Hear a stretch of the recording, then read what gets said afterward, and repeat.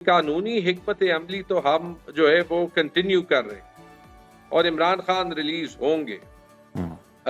आगे पीछे लोग सड़कों पे भी निकलेंगे। फिलहाल आप देख लेंगे हुकूमत का हाल ये है कि इस्लामाबाद तो छोड़े, तरनौल में जो इस्लामाबाद के सबर्ब्स में एक जगह है बाहर, वहां पे ये एक जलसा बर्दाश्त नहीं कर सके। रिफ्ट जो भी होते हैं, हमारा इंटरनल मामला होने नहीं चाहिए और जो चीज होनी नहीं चाहिए और इसमें हमारी गलती रही है वो ये कि जिसको अंग्रेजी में कहते हैं washing your dirty linen in public. जी जी।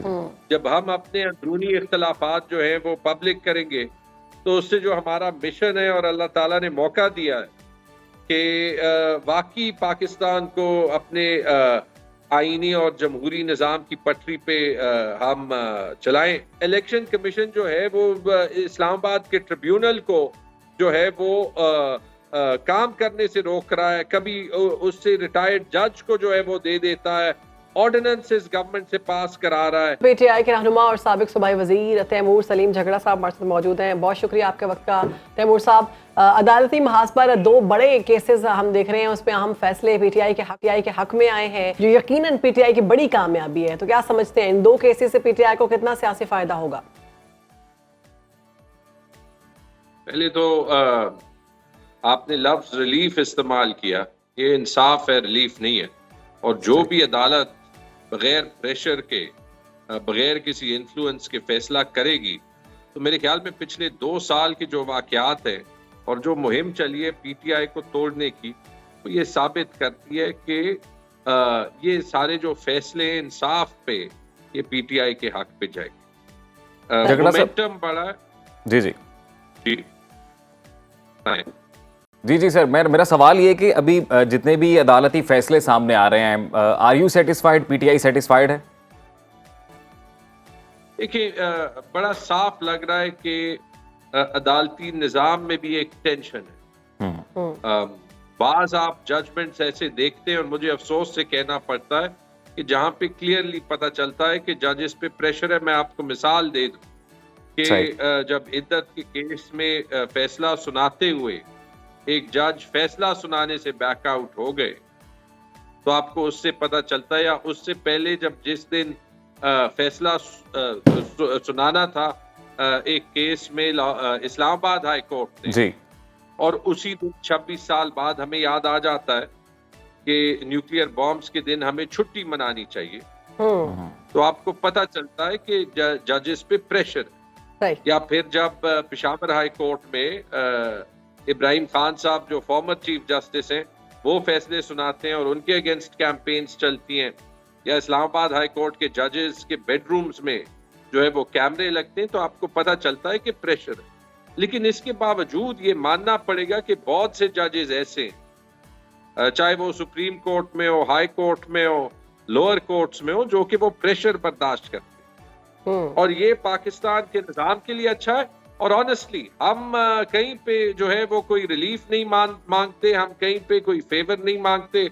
मेरिट पे इंसाफ चाहिए, क्योंकि हमें 200% कॉन्फिडेंस कि इमरान खान के केसेस का फैसला अगर मेरिट पे होगा तो हमें कोई हिकमत अमली की जरूरत ही नहीं होगी। वो कब के रिहा हो चुके होते और उनके अगेंस्ट सारे केसेस डिसमिस हो चुके हो। तो झगड़ा साहब, बानी पीटीआई को इद्दत केस में रिहाई के बाद नए तोशाखाना केस में गिरफ्तार किया गया है, और बानी पीटीआई की रिहाई के लिए तहरीक इंसाफ की आपने क्योंकि हिकमत अमली की बात की ना, तो अवाम और हम जानना चाहते हैं कि अब नए केसेस में उनको शामिल किया गया है, तो क्या हिकमत अमली अपनाई जाएगी?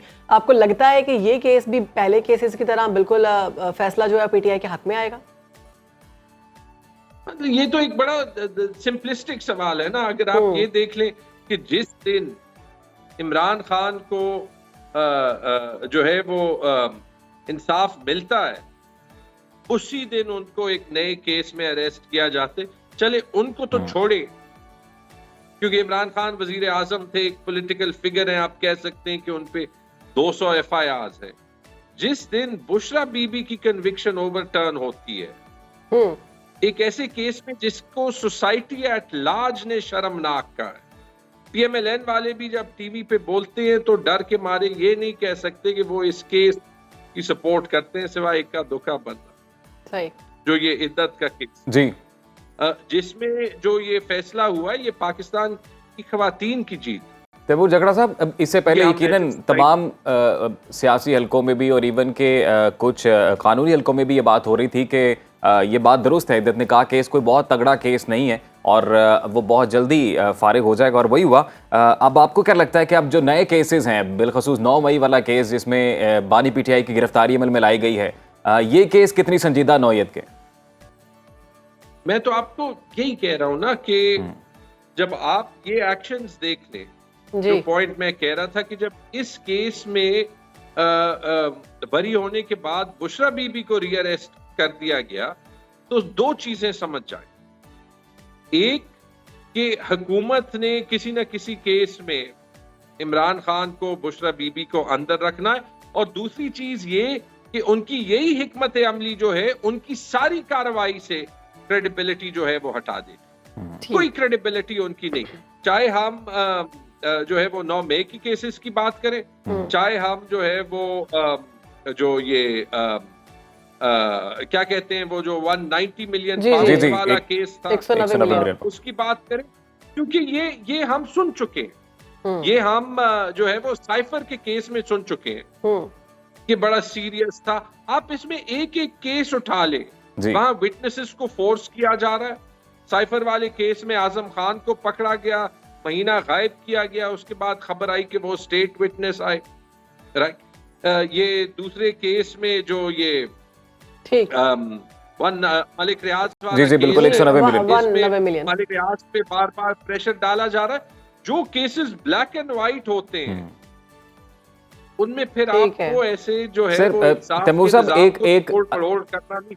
अदालती महाज पर तो मामला चलते रहेंगे और वहाँ पर यकीनन जैसा आपने खुद बोला कि अगर कुछ जजेस पर दबाव है तो कुछ जजेस ऐसे भी हैं कि जो बगैर किसी डर के फैसले कर रहे हैं, तो यकीनन निज़ाम इंसाफ पे और अदालती निज़ाम पे मुकम्मल भरोसा रखना चाहिए, और है भी। आपकी बात से भी ये लग रहा है। सर ये बताइएगा कोई बैकडोर राब्ते जारी हैं, क्योंकि पिछले कुछ दिनों में सियासी राबतों की बाज़गश भी सुनाई दी थी और फिर ये भी कहा जा रहा था कि महमूद खान अचकज़ई की क़यादत में कोई कमेटी तश्कील दी जाएगी जो गवर्नमेंट के साथ बातचीत करे और थोड़ी आइस मेल्ट हो। देखिए, बैकडोर राब्तों की जरूरत होनी नहीं चाहिए, क्योंकि पीटीआई पार्लियामेंट में आपकी गवर्नमेंट से भी डायरेक्टली बात हो रही है, ट्रेजरी बेंचेस से भी डायरेक्टली बात हो रही है, तो वो राब्ते फ्रंट डोर के थ्रू ही हो सकते हैं, तो फिर बैकडोर करने की जरूरत क्या? सही। आपने बात की, मैं दो बातें जो है वो करना चाहूंगा। देखें, पहली बात ये कि कानूनी हिकमत अमली तो हम जो है वो कंटिन्यू कर रहे हैं और इमरान खान रिलीज होंगे। आगे पीछे लोग सड़कों पे भी निकलेंगे। फिलहाल आप देख लेंगे हुकूमत का हाल ये है कि इस्लामाबाद तो छोड़े, तरनौल में जो इस्लामाबाद के सबर्ब्स में एक जगह है बाहर, वहां पे ये एक जलसा बर्दाश्त नहीं कर सके। तो दिखाई देता है तैमूर साहब, वज़ीर आज़म on the floor of house dialogue के या बातचीत करने की दावत दे चुके हैं, तो आपको नहीं लगता कि सियासी मामलात बैठकर हल करने चाहिए? कोई पेशरफ्त हुई डायलॉग वाले मामले को लेकर? मैंने वैसे कंसिस्टेंटली कहा है कि जिस दिन हुकूमत सीरियसली एक क्रेडिबल डायलॉग करना चाहेगी ना जी, तो उस दिन डायलॉग खुद ब खुद हो जाएगा। यानी आप ये कहना चाह रहे हैं कि हुकूमत जो है वो हाउस पे हुकूमत सीरियस नहीं है। डायलॉग ऐसे नहीं होता कि बात कि आप फ्लोर ऑफ द हाउस पे कहें कि मैं डायलॉग की पेशकश करता हूं, और जिस दिन इमरान खान को अदालत से इंसाफ मिलता है और उनकी बीवी को एक शर्मनाक केस जो उन पे इंस्टीट्यूट हुआ होता है उस पे इंसाफ मिलता है, उसके बाद आप उनको दोबारा अरेस्ट कर देते हैं। आई एम सॉरी, लेकिन ये दुनिया में झगड़ा साहब आपका ही कहना है कि हुकूमत ये केसेस बनवा रही है और फिर हुकूमत ही इदारों को प्रेशराइज कर रही है? यार, हुकूमत केसेस बनवा रही है, हुकूमत के नीचे कोई इदारे जो है वो बनवा रहे हैं।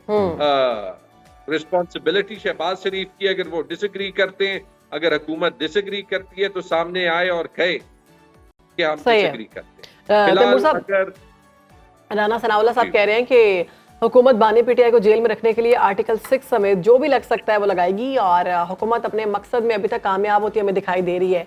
तो क्या हुक्मरान जमात के किसी भी एक नुमाइंदे का इस तरह से कहना दुरुस्त है? आपने सवाल ही ऐसे किया, कैसे दुरुस्त है? हाँ, ये मैं जरूर कहूंगा कि जब राना सनाउल्लाह ने कहा था कि ये हमारी एग्जिस्टेंस की जंग है, कि जो पाकिस्तान का ये एलीट सियासी निजाम है, ये रह ही तब सकता है जब ये इमरान खान को बाहर ना छोड़े, तो फिर समझ आती है कि ये क्यों कर रहे हैं। लेकिन ये सिस्टम जो है it's on it's last leg. नहीं तैमूर साहब, मेरा सवाल ये था कि कोई भी हुक्मरान जमात में अगर कोई नुमाइंदा या वजीर होता है, वो इस तरह का सवाल या इस तरह की बात कर सकता है कि हम कोशिश कर रहे हैं, हम ये कर रहे हैं, हम नए केसेस बना रहे हैं, क्या ये काम अदालतों का नहीं है? अदालतों में यही तो मैं कह रहा हूँ जी, इसमें क्या दुरुस्त है, लेकिन आपको दिखा देता है कि हुकूमत कितनी डेस्परेट है। एक चीज है, याद रखें, ये वैसे आप स्टेटमेंट रिकॉर्ड करके रख लें, जो PMLN ने किया है पिछले 2 साल में, या जो इन्होंने होते हुए छोड़ा है, जब PMLN ऑपोजिशन में होगी, इनके पास कोई जवाब नहीं होगा कि इनके साथ जो भी होता है ना, ये जो 10,000 वर्कर्स जेल में रहे हैं, ये जो मिलिट्री ट्रायल्स हुए हैं, ये जो डॉक्टर यास्मीन राशिद या कल सनम जावेद को रिलीज किया, उनको भी दोबारा डाल दिया। एक जो है वो छोटी सी सोशल मीडिया एक्टिविस्ट को ये बाहर बाय द लॉ नहीं बर्दाश्त कर सकते, FIR कोई नहीं, दोबारा रीअरेस्ट कर दिया। PMLN का इसके बाद कोई कंप्लेन ना करे। सही। जगड़ा साहब, अभी मखसूस नशिस्तों का जो फैसला सामने आया, उस हवाले से अभी एफिडेविट जमा करवाना है, हल्फनामा जमा करवाना है आपके MNAs को, तो अभी PTI राब्ते में है, ऑन ग्राउंड क्या सिचुएशन है सर? जो मैं लास्ट देख रहा था, और शायद मेरे नंबर्स अप टू डेट नहीं ना हो, 41 में से 36 लोगों ने तो कम से कम अपने एफिडेविट्स जमा करा दिए थे। सही। और शायद एक MNA के अलावा जो कि गायब है, और मुबैना तौर पे हुकूमत ने ही जो है वो उनको गायब किया हुआ है। बाकी सारे जो MNAs हैं उनके साथ पार्टी इन टच है, और सबके जो एफिडेविट्स हैं वो जमा हो जाएंगे। ये एक लॉजिकल बात है, जिसने 9 मई के बाद प्रेस कॉन्फ्रेंस नहीं की, तो वो क्यों अभी ऐसे वक्त पे PTI छोड़े। ठीक। और सर, मुराद सईद बड़े अरसे से मंजर-ए-आम पर नहीं आए। जी, इंशाअल्लाह मुराद सईद भी जो है वो किसी न किसी वक्त सामने आएंगे, शायद बेहतर है। जगड़ा साहब, ये जो खबरें आ रही थी विद इन PTI एक डिवीजन की, एक रिफ्ट की खबरें आ रही थी, और वो उसकी कुछ बातें मंजर-ए-आम पर सामने भी आई, खुल कर भी बयानात कुछ सामने आए, तो इस हवाले से क्या इतलात है? जी, रिफ्ट जो भी होते हैं हमारा इंटरनल मामला है, होने नहीं चाहिए, और जो चीज होनी नहीं चाहिए, और इसमें हमारी गलती रही है, वो ये कि जिसको अंग्रेजी में कहते हैं washing your dirty linen in public. Ji.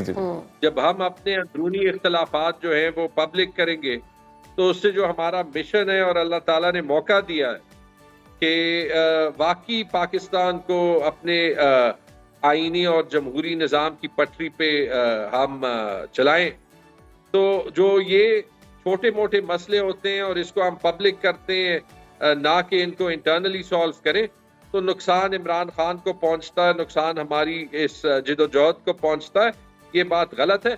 I am glad कि पिछले चंद दिनों में ये थोड़ा कम हो गया, क्योंकि ये सिर्फ हमारे मुखालिफिन को ही जो है। जगड़ा साहब, अब इलेक्शन कमीशन ने तहरीक इंसाफ का इंट्रा पार्टी जो इलेक्शंस थे वो 23 जुलाई को केस की समाअत जो है मुकर्रर की है, और ये अगर ये फैसला तहरीक इंसाफ के खिलाफ आ जाता है तो फिर मखसूस नशिस्तों का क्या होगा? PTI को कैसे मिलेंगी वो? मुझे नहीं पता। अगर इलेक्शन कमीशन ने अपने आप को PMLN की B टीम डिक्लेयर करना है, अगर उन्होंने करना है, तो फिर वो कर लें। अभी तो सुप्रीम कोर्ट का फुल कोर्ट का फैसला भी आ गया ना। उसके बाद तो मैं एक्चुअली जो डिमांड है मेरी, नंबर 1, ये सारे इंतखाबात पे जुडिशियल इंक्वायरी अपॉइंट हो, क्योंकि सुप्रीम कोर्ट के इस फैसले ने बेसिकली इलेक्शन कमीशन को इंक्रिमिनेट कर दिया, जब वो कहते हैं कि under the peculiar circumstances of election 2024, यानी जो पेचीदा सर्कमस्टांसेस में ये इलेक्शन हुआ था, और कि इलेक्शन कमीशन ने 11 जजेस ने कहा है कि इलेक्शन कमीशन ने सुप्रीम कोर्ट के फैसले को मिस इंटरप्रेट किया है, गलत लिया है। पीटीआई को पॉलिटिकल पार्टी के राइट्स जी। ना देके, तो उसके बाद मेरे ख्याल में इलेक्शन कमीशन जो जहां पे सिर्फ ये बात नहीं, ये इंक्वायरी भी होनी चाहिए ताकि वाकई देख लें कि क्या रोल है। कैसे हो सकता है कि पेशावर की मिसाल ले लें, 18 में से 9 सीटों पे रिजल्ट्स फौज हुए हैं, जिन सीटों पे जीते हैं वहां पे भी इलेक्शन कमीशन के वेबसाइट पे सबूत मौजूद है जी। कुछ पोलिंग स्टेशंस के रिजल्ट्स चेंज किए हैं। और कैसे हो सकता है कि इलेक्शन कमीशन इसका नोटिस ना ले? यही काम लाहौर में हुआ है, यही काम इस्लामाबाद में हुआ है, यही काम कराची में हुआ है, और नोटिस लेने के बजाय इलेक्शन कमीशन जो है वो इस्लामाबाद के ट्रिब्यूनल को जो है वो काम करने से रोक रहा है। कभी उससे रिटायर्ड जज को जो है वो दे देता है, ऑर्डिनेंसेस गवर्नमेंट से पास करा रहा है कि जो इन्होंने चोरी की है, डाका डाला है, कि वो सामने ना आए। ठीक है, अब तो कॉन्सिक्वेंट नेक्स्ट स्टेप क्या है कि इसकी तहकीक हो और ये फॉर्म 45, फॉर्म 47 वाला मामला जो है ये इख्तिताम तक पहुंचे। तैमूर साहब, अब ये भी खबरें आ रही थी कुछ दिन रोज पहले कि बानी पीटीआई जो है भूख हड़ताल का सोच रहे हैं, क्या इसमें कोई सदाकत है? जी, उन्होंने पब्लिक स्टेटमेंट दी है, मेरे ख्याल में अशूरे के बाद देखते हैं। और ये मैं मेरे ख्याल में कह सकता हूँ कि ये कौम इमरान खान के साथ खड़ी होगी। तो आपको लगता है कि हुकूमत को या फिर बाकी दीगर इदारों को उनकी भूख हड़ताल से कोई फर्क पड़ेगा? देखिए, रेजिस्टेंस कोई ना कोई तरीका जो है वो ढूंढ लेती। आप जलसे नहीं होने देंगे, आप सोशल मीडिया से इतने डरेंगे, आप जो है वो प्रेस को सेंसर करेंगे। जो जब जब जब जब जब अवाम ने फैसला कर लिया है कि वो आपके साथ नहीं है, तो कोई ना कोई रास्ता मिल जाएगा। और ये पाकिस्तान के लिए बेहतर है कि हम पॉलिटिकल सिचुएशन को नॉर्मलाइज करें, लेकिन उसके लिए वजीर आजम को फ्लोर ऑफ द हाउस पे बात नहीं करनी होगी, उनको क्रेडिबिलिटी के साथ एक रास्ता जो है वो दिखाना होगा, जिसके तहत जो नाइंसाफियां हुई हैं पॉलिटिकल प्रिजनर्स के साथ 8 फरवरी के इलेक्शन में, कि इंसाफ पे अपनी इन्वेस्टिगेशन के बाद उसका हल निकल सके और जल्द निकल सके। जगड़ा साहब, अब पीटीआई के मुतालिबात मनवाने के लिए बानी पीटीआई ने तो अपनी हिकमत अमली वाज़े की, वो भूख हड़ताल करेंगे। बाकी पीटीआई क्या करने जा रही है under the leadership of opposition leader जो हैं उमर अयूब साहब? आप लोग सिर्फ पार्लियामेंट में ही अब अपनी जंग लड़ेंगे अपने मुतालिबात मनवाने के लिए, या बाहर सड़कों का भी रुख किया जाएगा? पार्लियामेंट पे भी लड़ेंगे, सड़कों पे भी रोक किया जाएगा। आप जो है वो सिर्फ इतना कॉन्टेक्स्ट जो है वो जान ले, आप भी मानेंगे कि इस्लामाबाद में और पंजाब में इफेक्टिवली पीटीआई के डेमोन्स्ट्रेशंस के लिए तो एक क्वाज़ाई मार्शल लॉ है। तो अगर ऐसे हालात में आप ये कह रहे हैं कि हम अपने वर्कर्स को निकालें, वो निकालेंगे, लेकिन हम अपनी हिकमत अमली के तहत निकालेंगे। और इंशाअल्लाह ये प्रेशर ही जो है ये इमरान खान को भी निकालेगा। और अल्टीमेटली ये जो निज़ाम है जहाँ पे एक वजीर आजम 17 सीटें लेके हुकूमत का दावा कर रहे हैं और पाकिस्तान के निज़ाम को चला रहे हैं, this can not be allowed to run like. ठीक है झगड़ा साहब, हम देख रहे हैं कि पीटीआई और सुन्नी इत्तेहाद काउंसिल, अगर इनकी बात की जाए तो अपोजिशन की बड़ी जमातें हैं ये, लेकिन पीटीआई की बिलखसूस बात करें तो अभी अपने अंदरूनी मामलात से ही हल नहीं हो पा रहे उनसे। तो अपोजिशन के तौर पर कब सामने आएंगे, वो अवाम की बात कब करेंगे? नहीं, मेरे ख्याल में बड़ी स्ट्रॉन्ग अपोजिशन के तौर पे सामने आ रही है। अगर वो ये पॉलिटिकल स्ट्रगल हो या फिर अगर वो हुकूमत की लैक ऑफ परफॉर्मेंस हो। पाकिस्तान में इस हुकूमत ने इश्यूज इतने बना दिए, कॉन्स्टिट्यूशनल इश्यूज, लीगल इश्यूज, महंगाई के इश्यूज, जिसके तहत अवाम जो है वो पिस रहे हैं, पॉलिटिकल इश्यूज, कि वो मीडिया पे 24 घंटे काफी नहीं होते कि बिजली के बुनियादी टैरिफ जो है उनमें मजीद इजाफा कर दिया गया है। आपको ये बताती चलूं मैं, बिजली के बुनियादी टैरिफ में 7 रुपए 12 पैसे इजाफा किया गया सर। बिजली के निजाम पे तो अगर आप जो है वो थोड़ा सा टाइम देना, तो जो पीएमएलएन ने किया है पाकिस्तान की नस्लें याद रखेंगी। पहले तो ये कि मैं बल्कि ये देख रहा था कि अभी ये हेडलाइन जो थी कि पावर शॉक, बिजली बम सिर्फ नहीं है, ज्यादातर पाकिस्तान में तो बिजली नहीं है, तो जिसको बिजली नहीं दी जा रही तो वो बस बिल दे ना दे, आप यही कह सकते हैं कि एक सिल्वर लाइनिंग ये भी देख लें कि ये हुआ क्यों है। ये जो गुड गवर्नेंस वाली हुकूमत थी जिसने आज से 10 साल पहले कहा था कि हम बिजली ठीक करेंगे, 2500 अरब रुपए हम कैपेसिटी पेमेंट्स के दे रहे हैं। और 2500 अरब रुपए क्यों दे रहे हैं कि प्लांट्स जो इन्होंने लगाए और मुआहदे ऐसे किए कि आप बिजली बनाएं या ना बनाएं आपको डॉलर्स में मुनाफा मिलेगा, तो बिजली लेकिन झगड़ा साहब पीटीआई तो इक्तदार में रही सर, वो ये मुआहदे खत्म कर सकती थी, वहां पे भी ये मुआहदे खत्म नहीं हुए। मसला यहाँ पर सिर्फ ये है कि जो भी हुकूमत इक्तदार में आती है वो मलबा सारा पिछली हुकूमत पर डालती है। नहीं, मुआहदे आराम से खत्म नहीं हो सकते। ये कल रात मैं PMLN के रिप्रेजेंटेटिव के साथ एक शो पे था, क्योंकि उन मुआहदों की अभी एक लीगल सैंक्टिटी है। तो जिसने इन टर्म्स पे पावर प्लांट लगाया है, अभी तो आप फंस गए। लेकिन अभी जब आपके पास आपको चैलेंज क्या है कि नंबर 1 आप बिजली का इस्तेमाल ज्यादा करें, कम ना करें। अगर आप सिर्फ उन्हीं सारिफीन पे रेट ज्यादा कर करके जो है वो कोशिश करेंगे कि आपके लॉसेस खत्म हो, तो लॉसेस ज्यादा बढ़ेंगे, पहली चीज। दूसरी चीज ये कि आपने जो ये 1400-1500 अरब रुपए की PSDP बनाई है, अगर आपने बिजली के बिल कंट्रोल करने हैं तो इसका एक बेशतर हिस्सा बिजली के सेक्टर में इन्वेस्ट करने के लिए, क्योंकि इन डिस्कोस को प्राइवेटाइज करने के लिए आपने इन्वेस्टमेंट करनी है ट्रांसमिशन डिस्ट्रीब्यूशन में। लेट्स से 300-400 अरब रुपए की इन्वेस्टमेंट होनी चाहिए इमरजेंसी बेसिस पे, और फिर 300-400-500 अरब रुपए इसमें से कार्व आउट करके अवाम को रिलीफ दिया जाए और हर वो रास्ता निकाला जाए जिसके तहत बिजली का इस्तेमाल ज्यादा हो सके, ताकि जो पैसे आप वैसे मुनाफे में दे रहे हैं बिजली के प्लांट ना चलाने में, वो चलाएं। लेकिन ये इमेजिनेशन नहीं है, इस हुकूमत के पास कोई इमेजिनेशन नहीं है। आप ये भी देख लें, आप मिडिल क्लासेस पे टैक्स का बोझ भी देख लें। पाकिस्तान में अभी सर असेंबली में पीटीआई ऑपोजिशन की एक बड़ी जमात है। ये अभी जो हल आपने बताया मुल्क में बिजली पूरी करने का या बिजली सस्ती करने का, क्या यही एडवाइस ऑपोजिशन जमात की जानिब से की गई on the floor of house, या वैसे रखी गई हुकूमत के सामने कि ये भी एक तरीकाकार है आवाम को रिलीफ देने का? हमने एडवाइस की है ना कि शहबाज शरीफ घर जाए, मुंतखब हुकूमत आ जाए तो वो ये काम कर लेगी। सही है। बहुत शुक्रिया आपका। तैमूर झगड़ा साहब हमारे मौजूद थे, अपनी पार्टी की नुमाइंदगी कर रहे थे, और उनका ये कहना वज़ीर आज़म से एक ही दरख्वास्त है, वो घर जाएं, उसके बाद फिर मामला हल हो जाएंगे।